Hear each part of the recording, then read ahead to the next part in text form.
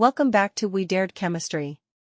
In this lecture, we will spend our brain doing some numericals, so join us whether you are a student or a curious mind.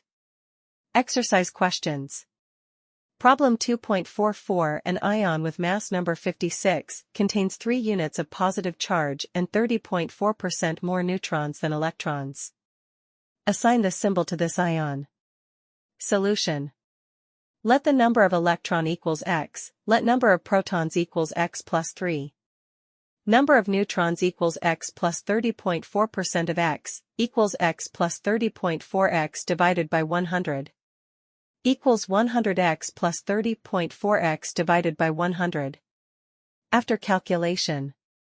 Number of neutrons equals 1.304x.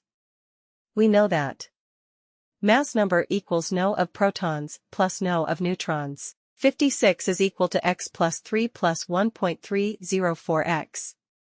X equals 56 to 3 divided by 2.304. After calculation. X equals 23.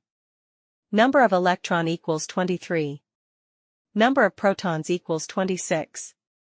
Symbol equals 5626x, so it is 5626 Fe with plus 3 charge. Thank you for your attention. Keep studying with We Dared Chemistry.